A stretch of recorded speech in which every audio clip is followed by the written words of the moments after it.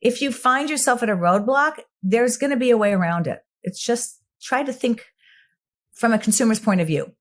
Welcome to Honest E-commerce, a podcast dedicated to cutting through the BS and finding actionable advice for online store owners. I'm your host, Chase Clymer, and I believe running a direct-to-consumer brand does not have to be complicated or a guessing game. On this podcast, we interview founders and experts who are putting in the work and creating real results. I also share my own insights from running our top Shopify consultancy, Electric Eye. We cut the fluff in favor of facts to help you grow your e-commerce business. Let's get on with the show.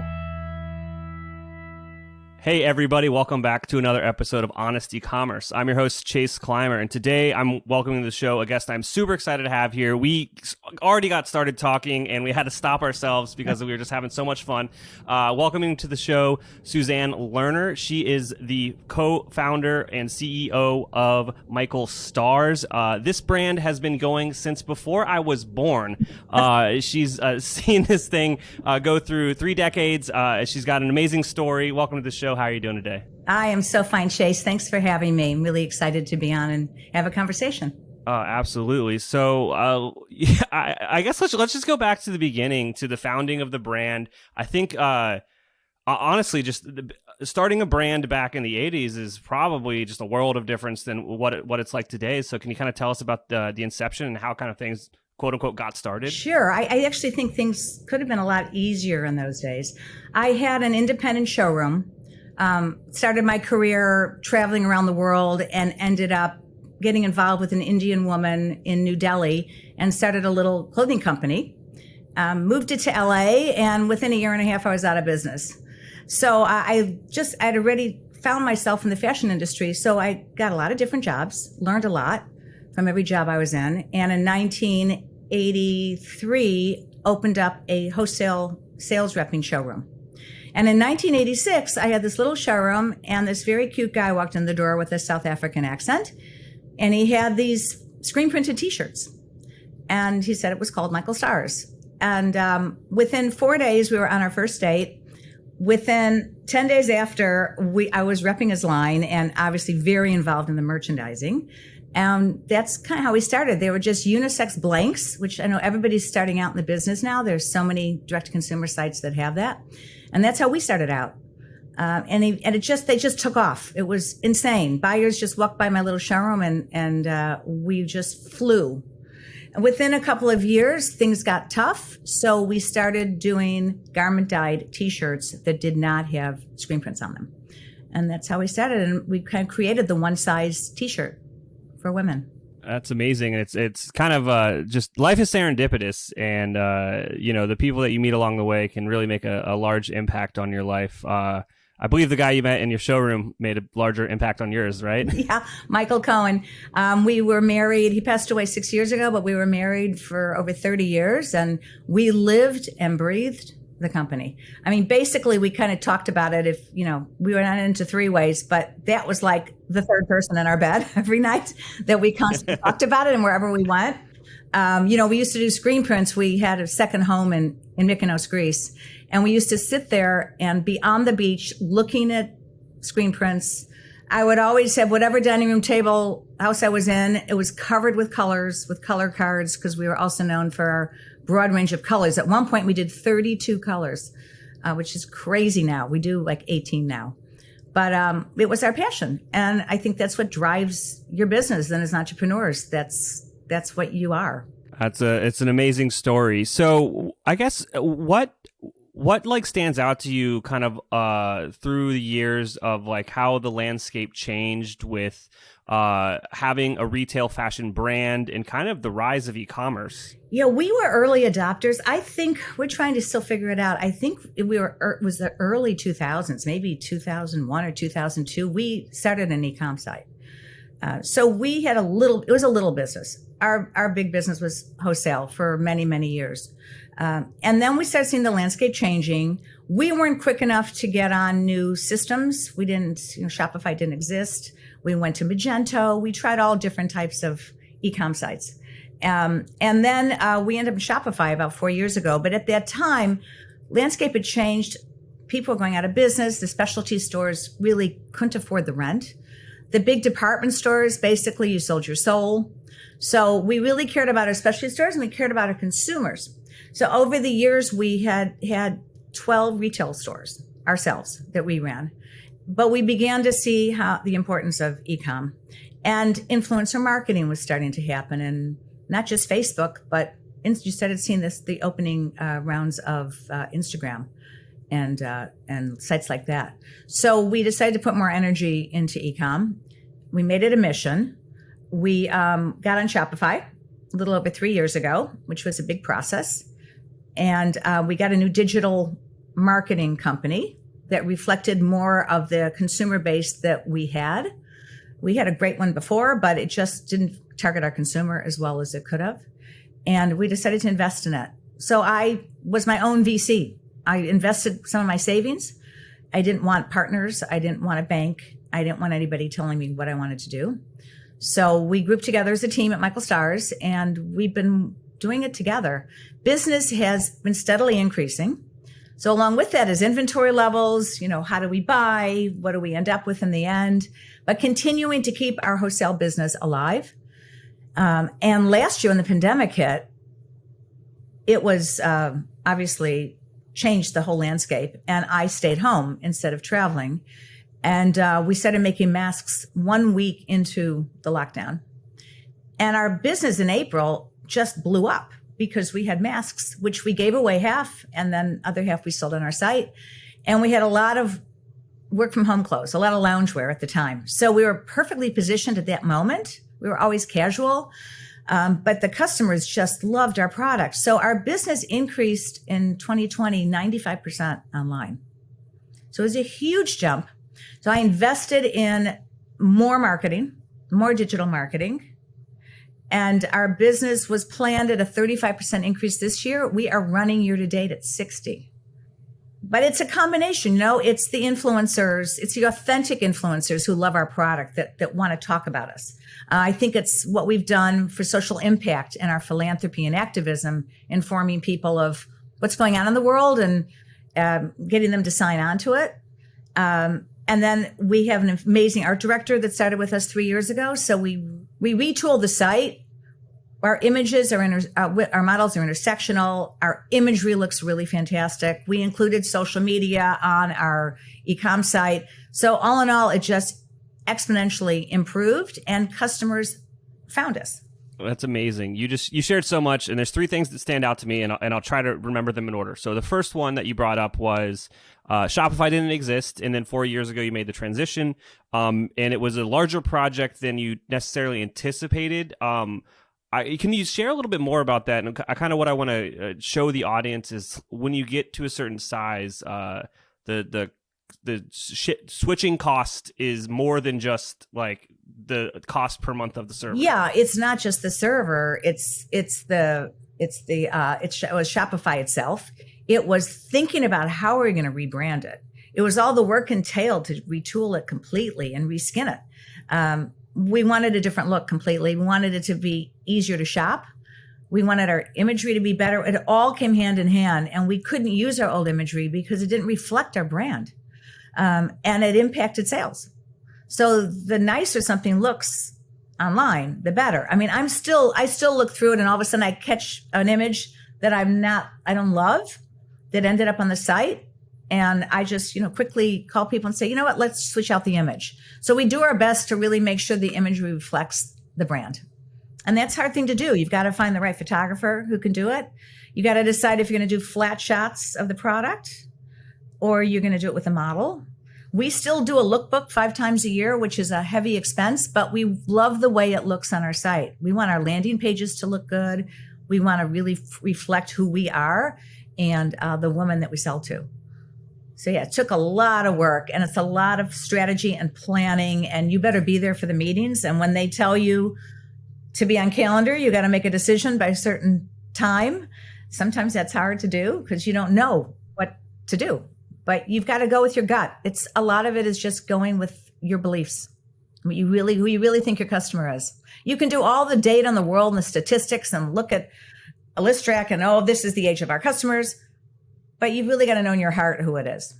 Absolutely. The one thing is kind of when we're doing big projects, big redesigns like that, we like from the get go, we go like, honestly, like a delay by 1 day on your end is probably a delay on 2 days on our end. It's like, that's why those deadlines are so important.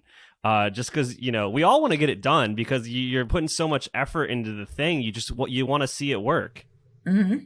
And then, what we find is like, honestly, just like rebranding or redesigning a website and having it done by like a UX team that knows e-commerce, the results are just, fantastic. Just doing that, like really honestly, like helps people get amazing wins. You were talking earlier before we got on about how your conversion rate is something that you kind of not necessarily like to brag about, but you guys think you're in good shape there. I kind of said to my director of e-com, I said, what is a good conversion rate? She says, well, for a lot of companies, it's over 1. And we've been running for the last 18 months over 3 average. So we're really getting response. It's a loaded question. That's incredible. We're excited. Our AOV has gone up. The number of people that check out our site. It's super exciting. Those are the 3 numbers that our agency kind of cares about is sessions, average order value, and conversion rate. That's kind of what we tie every project back to is those 3 numbers. And it's like, are we going to impact those things? Those are kind of like North Stars on all the projects. But yeah, going back to your question, like what is a good conversion rate? It's very specific to like the brand itself. It's like, how expensive is your product? You got a luxury product, you're going to have a lower conversion rate. You got a few products versus like a marketplace type setting, like your conversion rate is going to be lower, but your traffic might be higher. There's all sorts of things. So like asking like what is a good conversion rate is like the wrong question. And it's like often people try to compare their conversion rate of their store in their niche to someone else that's, and it's not a good activity. Like there's so much different and it's just like not worth it. Yeah. I guess compared to those fluffy dog beds that are like flying out, every single person, I have like 3. It's very different than buying a white t-shirt or buying a gauze dress. So perhaps it's the contemporary fashion market that 3 is really great at. I think, fashion definitely. Also think about it's a little bit more an industry of like an impulse buy versus something that you're going to put some research into, and often that does kind of translate over to price points as well. But there's just so many factors that go into it. So I guess anyone that's listening and they're getting like caught up and like concerned, like my conversion rate isn't as good as my competitor. That's not the activity to like worry about. It's like, okay, just worry about yourself. How can you make yours better? Mm. Okay, so the second thing that I wanted to ask you about, and we had a great conversation before we got on this podcast, was you kind of mentioned that you reinvested back into the business yourself. You didn't take on any partners, and you also had a bold stance earlier that I 100% agree on. Is like you don't need to sell your company. That doesn't have to be your end goal. So let's talk about kind of just the business side of things and why you've made some of the choices you've made. I've had an innate feeling about fashion and business. I worked as a secretary when I was in high school. I worked for a lot of companies, temp, and then had those years of working in the apparel industry. So I just had a real feeling about what I felt I wanted to do. But really, every day I just go forward with new ideas. I wake up at 3:00 in the morning and I just go forward. Sometimes I'm making the wrong decision, but I'm making a decision. So I just go forward every day, putting one step in front of another. And try to factor in my team as much as possible because they have better ideas than me, especially more the younger people out there. I am learning so much. I'm learning all about this drop business of special items being on drops. And we have an exciting new initiative that we're working on now, which depending on when you're putting this out to the public, I can probably talk about it now. But we started with these screen printed T-shirts in the mid 80s. And I just went back to find them. And I'm seeing now a lot of things from the 80s happening. Obviously, people are loving screen printed T-shirts. And we decided to go back and do it as a drop, just direct to consumer. And we have an old food truck we've converted to a tea boutique. And it's going to be traveling all around Southern California, along with partners like coffee shops and farmers markets and boutiques that we sell to. And it's really, I'm going to be happy if it takes off. But if it doesn't, I'm looking at it as a brand opportunity for people to rediscover the brand. We do business with the box people. So we do a lot of business with Stitch Fix, which is a really great business. We built it over the years. So some of you who have that capability, They're great people to work with. They've been wonderful partners. And what I realized was it was branding, not only being able to make money on a wholesale level, but the amount of customers that are like rediscovering this brand. I mean, we're almost 35 years old. How do we get people to understand we're with it, quote unquote? We're on trend, that our quality lasts forever, that we're really sustainable, that we care about the issues they care about. It's through those type of boxes that then they'll get on our website and read about what we're doing. And it's funny because some of our customers are like, oh my God, Michael Stars. I love that brand. They're still in my closet. My daughter went off to college and raided my closet and took a half a dozen of my t-shirts. So I said, that's the true, for me, definition of sustainability, because fashion ends up in landfill, and fast fashion especially. So trying to impart that concept of that you might pay a little bit more, but you've got your t-shirt for 20 years. Yeah, that's something that I always struggle with. It. Finding the perfect men's blank is probably like a struggle that most male listeners are probably experiencing right now. I'm a simple guy. I just want black t-shirts, but heck, I have yet to find one that'll last. And it's there's a lot of competition out there. If you're struggling with scaling your sales, maybe Electric Eye can help. Our team has helped our clients generate millions of dollars in additional revenue through our unique brand scaling framework. You can learn more about our agency at electriceye.io. That's electriceye.io. Mesa is the easiest way to integrate any top e-commerce app or service with your online store. Designed exclusively for Shopify and Shopify Plus, Mesa's automated workflows can get back your time spent on repetitive tasks while growing your business at the same time. Join other merchants that have embraced the simplicity of Mesa's no-code approach to building workflows. You can create new ways to improve customer engagement, encourage repeat purchases without lifting a finger, reduce manual data entry, and more through a simple point-and-click interface. And with Black Friday, Cyber Monday planning around the corner, now is the time to ask the question, is my online store prepared? Optimizing every step in the shopping experience is the only way to create a lifelong customer. Get Mesa and capitalize on one of the biggest e-commerce events of the year. Search Mesa in the Shopify App Store and download the app today. Our partner Rewind can protect your Shopify store with automated backups of your most important data. Rewind should be the first app you install to protect your store against human error, misbehaving apps, or collaborators gone bad. It's like having your very own magic undo button. Trusted by over 80,000 businesses, from side hustles to the biggest online retailers like Gymshark, Gatorade, and Movement Watches. Best of all, merchants like you can get 1 month of automated Shopify backups for free by visiting rewind.io/honest. That's rewind.io/honest. Hey everybody, do you want to win back valuable lost time for your support team? Gorgias has machine learning functionality that takes the pressure off small support teams and gives them the tools to manage a large number of inquiries at scale, especially during the holiday season.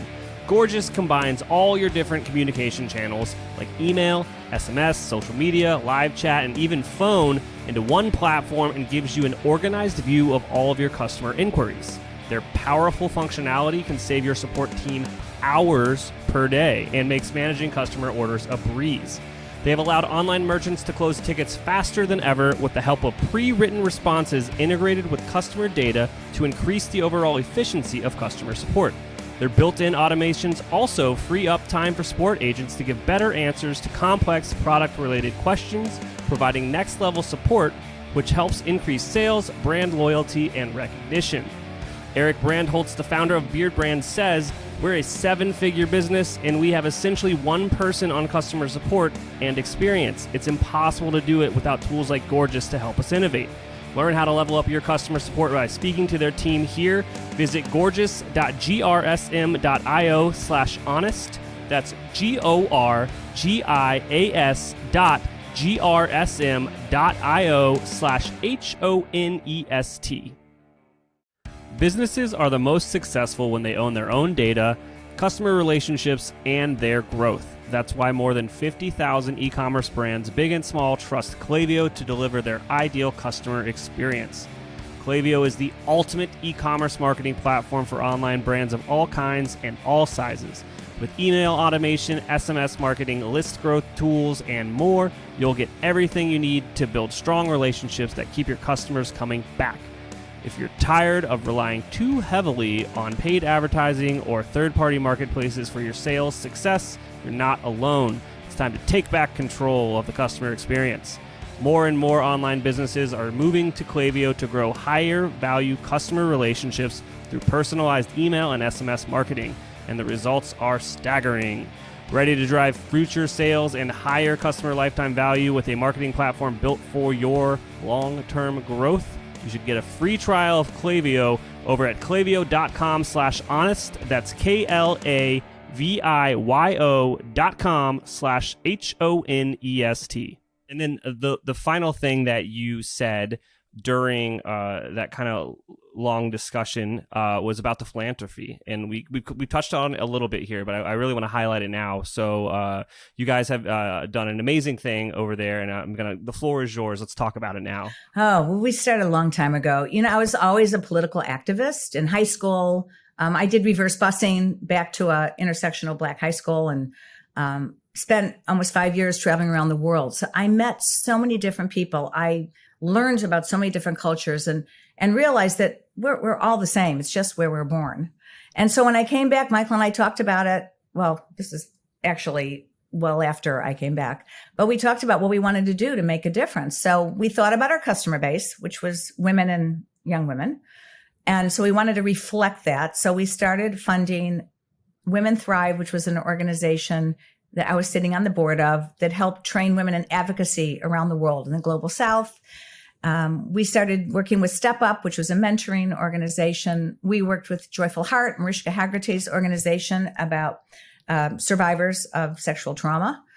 So we wanted to really relate it to our customers. And so we did like that. We used to see things in the newspaper. I'd clip them out and we'd write a check. And then we decided we really thought we'd want a foundation. So our foundation's over 15 years old.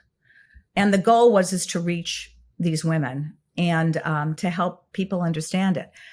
We kind of were doing it privately. I mean, when a crisis would happen, if there was an earthquake or whatever, we'd get involved. Personally, like I was involved. I mean, I've been going to Haiti for 11 years and traveling around places to hopefully make a difference, traveling internationally. But the company, people didn't know. So when social media really started taking off, we started thinking, what can we do?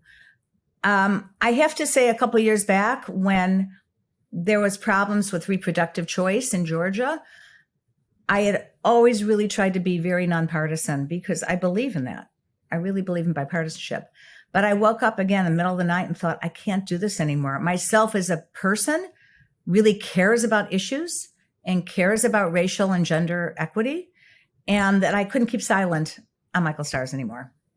So we started posting and started talking more about the issues. And the response was unbelievable. I began to realize that my people were out there, but they didn't know what we were doing. And we did have a few detractors. But what's interesting is our own consumer base and community wrote back to those people. So there were exchanges on Instagram that we didn't even get involved in. It was people supporting our vision that were our consumers. So I'm sure we lost some customers, but in the end, it's what I felt like was the right thing to do. Trying to build this community who are empathetic and compassionate, but might not know where to go, might not understand that there is even an issue, like childcare. A lot of our customers know it, but some of them really don't, and what the world's going through. So I wanted to bring those issues to a head and also talk to them about these small grassroots organizations that are so important, because I do believe the change happens from the ground up. And a lot of these are so small, people haven't heard about them and want to give them an opportunity to kind of shine and get to know it. So last December 2019, I sit on the board of the ERA Coalition. We're trying to get the Equal Rights Amendment passed in this country. So if anybody doesn't know, no, we are not in the Constitution and they're not equal rights.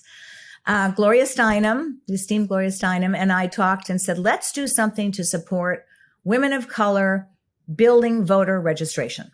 So there were 3 organizations we chose, and we shot a video the day before I was rushed out of New York. Lockdown was a week later. We shot a video and we ended up in July promoting it with a t-shirt with Gloria's icon image. And by then I was making masks with these really cute Gloria and Vote imagery on it. And we got millions of hits and viewers from it. So those three organizations got known more. People understood what we stood for. And I think it's helped make a difference in our business. At every angle you come to from the business, you have to have the right product. You have to have the right imagery. And you have to stand for something. You have to have a mission and a belief system that shines through the product, because that's what people care about buying. I did have somebody who said to me, I never knew. If I had known that you were this involved with gender equality and helping women, I would have bought more of your t-shirts. So it really does, the company does reflect you. And that's how I think people have to think about it every day. Yeah, I mean, I think it's something that I bet often people, they want to toe the line. They want to stay in line, I guess is what you want to say. Like a very famous example of this would be Michael Jordan back in the 90s. And the famous quote, like, Republicans buy shoes too, because he wouldn't come out in support of Gantt. And that was his choice. He didn't believe himself an activist. And, that's the way that he wanted to do it. But with you, your choice was, I'm going all in on this. And it actually, it gave a deeper connection to your community, and you came out ahead with it. You guys are doing fantastic things, and the, relationship that you have with your customers is now better because of the choices that you make. So I guess what I want to highlight here is just be your authentic self. Totally true. And I want to say it's not just your community online. It's your team in the office. We have 106 people. We're 84% women. We're completely intersectional. And they care as much as me. And we just hired a new priority on board, a senior vice president. And these people come on board because of who I am, what the company represents. And they don't want to work for big corporations anymore. They want to work for companies that will make a difference. So it's even within your hiring. Once you get big enough to start bringing people on board, you're going to be hiring the people that have as much passion as you about not just your product, but how you think. It helps form that community within your office every single day. Oh yeah, the company culture. Everyone that works at our agency, different, walks of life and all that stuff. Our belief system is pretty in common, and what we all are passionate about, and like the type of work we want to produce, the type of businesses that we want to work with, and just what we want to work on and put out into the world. Everyone's aligned, and I think that's the only way to really build a long-term business, is just making sure that not necessarily the sense of a family. I think that gets taken a little bit overboard at times, because there's a lot of stuff I've seen out there, people taking advantage of people because, we're a family, but it's more like being aligned with your incentives and what you guys want to do together. It makes it just so much more fun. It's literally more fun to work with people that you agree with. Totally, values align. I have a funny story. My husband loved people that work for us, and we had too many employees and business got tough. I think it was maybe 2009, and we had to lay off a lot of people. It was the most difficult thing because we were so inflated with people because we didn't ever want to fire anybody. Nobody ever wanted to leave. And we loved everybody. I mean, we literally did. We still have people been working for us for like 25 years. So that was the hardest thing ever. And so every time we have to go in a period of a company, we probably had 3 big layoffs over 30 years. It happens. Your business shifts. You have great business and then things get tough, but you have to survive it. The people that we had to put on furlough, and it was so hard. And they were sympathetic to me because they knew how tough it was for me to make this decision. It was so unbelievable that they were compassionate towards me, and I was having to fire them and let them go. Not fire, but just to let them go. So it really is who you are every single day. And, sometimes you're grumpy, like I was yesterday with some people. And, I've sent an apology because I recognize in myself who I am. Because, you have so much drive and passion that sometimes if you don't see something the way you want it, you could lose it because it's like you need something, and it's just not the right way to behave. It isn't like I scream and yell, but frustration comes through. So you have to really dig down and see yourself and understand the issues you have personally that they're going to reflect on your company. Absolutely. Now, before we go, is there anything that you want to share with our listeners that are thinking about getting started, or they've just gotten started, with their journey into building a brand, getting into e-commerce? First of all, get your plan. You really need almost a 3-year plan to think about how you are going to run your business. What if you succeed? And then figure out the items you're going to have, believe in them, test them on friends, but you better have the next item down the road, because it's a continuation of products. So to be long lasting, that's a really key item that I think you should think about. And I think you could do it yourself. It's just how hard you work. And it is really living and breathing. No, there's no vacations. There's no, I think I'm going to go off to a coffee shop for 2 hours. You're really tethered to your business, but it should bring you joy. And that's what I want to talk about in the end, is being joyful, being happy, being able to have a company that has that in their DNA. And it just makes it better for everybody. It makes your life better and everybody around you. And people pick that up. So I would say good luck on your journey, and just keep sticking with it. If you find yourself at a roadblock, there's going to be a way around it. It's just try to think from a consumer's point of view. Yeah, that's amazing. It definitely is. It's just find something. I think with entrepreneurship is like whatever excites you and makes you happy, just double down on it and you'll find a way to make it profitable. I agree. And I have to say, even if in the end it doesn't work, you've gained more than you've lost from the whole thing. I have been fired from jobs. I have had products and companies have gone out of business. And very luckily, I've had those experiences, which has helped Michael Starr survive, because that was my background. So having other jobs, having a second job, networking constantly, connecting with people. I go on LinkedIn and I find there's somebody interesting. I link in. I learn so much from other people. So keep yourself open to new opportunities and new relationships. Absolutely. Thank you so much for coming on today, Suzanne. If anyone is curious about the products, go to michaelstars.com. You click on the About page. You'll learn all about the philanthropy that we were talking about before. Any parting words before we go? I don't think so. Chase, have a great day.